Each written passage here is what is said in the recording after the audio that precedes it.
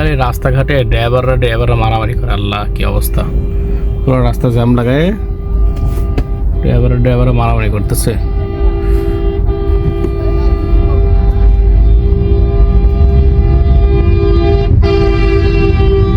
পিছনে অ্যাম্বুলেন্স আছে। এই ড্রাইভার কিছু কিছু গাড়ির ড্রাইভাররা আছে নেশাগ্রস্ত, তাদের কারণে এই জ্যামটা অবস্থা দেখেন। তারা সামনে দুই ড্রাইভারে মারামারি করতেছে, অথচ পিছনে কত জ্যাম লেগে আছে, তাদের কোনো ইয়ে নাই, গুরুত্ব নাই। এটা হলো ঢাকা হানিফ ফ্লাইওভারের উপরে, চিন্তা করতে পারছেন? রাস্তা ওই গাড়ির যে গাড়িটা মারামারি করতেছে গাড়িটার সামনে পুরাই ফাঁকা ছিল। অবস্থা দেখেন। এ হলো বাংলাদেশের পরিস্থিতি। ওই গাড়ির ড্রাইভারের উচিত, পুলিশের উচিত ওই গাড়ির ড্রাইভারের 3 মাস জেল দেওয়া এবং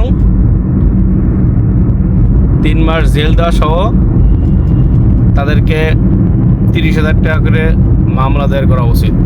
তাদের কারণে এই যে জ্যামটা বাইতে আছে। এই রে আল্লাহ, কি অবস্থায়! রাস্তায় মারামারি করার কারণে তাদের একটা গাড়িও যাইতে পারতেছে না ওখানে। একটা হলো দেখলাম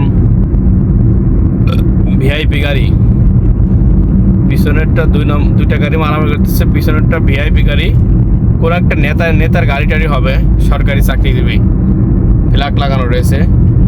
আর সামনের একটা হায়েস গাড়ি, হায়েস কি নোহা। ওই রে অবস্থা! এটা হলো আমাদের বাংলাদেশের পরিস্থিতি। ওখানে একটা ট্রাফিক আছে, তারা ড্রাইভারের সাথে তর্ক বিতর্ক করতেছে।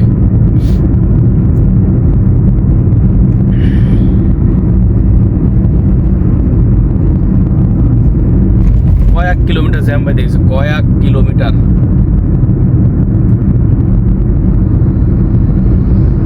সামান্য দুইটা গাড়ির কারণে এই জ্যামগুলো, এই যে কত মানুষের ভোগান্তি। এই মানুষগুলো সব ঢাকা থেকে ফিরতেছে, ঢাকার বাইরের থেকে ঢাকায় ঢুকতেছে। এদিকে জ্যামটা অনেকটা কম। এই ধরনের যারা গাড়ি চালান, রোডে ঘাটে গাড়ি অন্য ড্রাইভারের সাথে মারামারি করেন, আমি তাদেরকে সাজেস্ট করব আপনারা গাড়ি একপাশে পার্কিং করে রাস্তার মানুষদেরকে গাড়ি যাইতে দিয়ে আপনারা মারামারি করেন কিংবা কাটাকাটি করেন, আপনারা দুই ড্রাইভারে করেন। এই যে এতগুলো মানুষের পথ আটকায় আপনারা মারামারি করতেছেন, অথচ তারা কত দুর্ভোগিতে আছে, পিছনে তারা কিন্তু খোঁজ নেয় না। এরা ক্ষমতার দাপট দেখায়।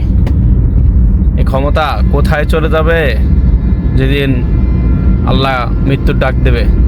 কুল্লু নাফসিং যায়কাতুল মাউত, প্রত্যেক প্রাণীকেই মৃত্যুর স্বাদ গ্রহণ করতে হবে। যেদিনকে আল্লাহ মৃত্যুর ডাক দেবে, এসব ক্ষমতা কিছুই থাকবে না।